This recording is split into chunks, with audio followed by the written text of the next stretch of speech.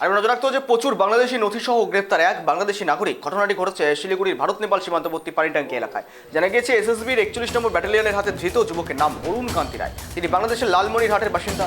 তার কাছ থেকে উদ্ধার হয়েছে মোবাইল ফোন, একাধিক সিম কার্ড এবং প্রচুর ভারত এবং বাংলাদেশের নথি। এই সমস্ত বিষয়ে আপডেট নেওয়া যাক। সঙ্গে রয়েছে ঋষি। একের পর এক দেখো পানিট্যাঙ্কি এলাকায় মূলত বাংলাদেশিকে গ্রেপ্তার করা হচ্ছে, এসএসবির হাতে আটক হচ্ছেন। মূলত নিরাপত্তার খামতি এই কথা তো উঠেই আসছে, কারণ বারংবার একই রকম ছবি ঋষি। একদমই তাই গৌরব, তোমাকে জানিয়ে দিই যে একের পর এক কিন্তু এসএসবির হাতে বাংলাদেশি গ্রেপ্তার হচ্ছে ভারত নেপাল সীমান্তবর্তী এলাকায় বিভিন্ন গ্রাম থেকে।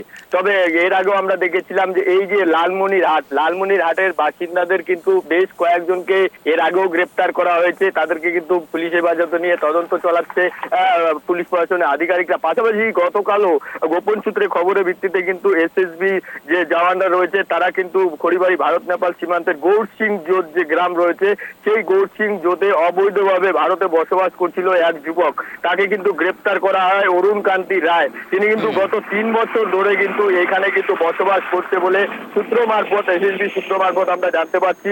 তবে তার কাছ থেকে কিন্তু ভারতীয় আধার কার্ড, প্যান কার্ড এবং ভারতীয় বেশ কিছু নথি কিন্তু পাওয়া গেছে এবং বেশ কিছু সিমও কিন্তু উদ্ধার করা হয়েছে, ভারতীয় সিম কিন্তু উদ্ধার করেছে। পাশাপাশি যে বাংলাদেশের যে পরিচয়পত্র, সেই বাংলাদেশের পরিচয়পত্রও কিন্তু তার কাছে পাওয়া গিয়েছে। তবে এই যুবক অবৈধভাবে কিন্তু বাংলাদেশ থেকে ভারতে প্রবেশ করেছিল গত 3 বছর আগে।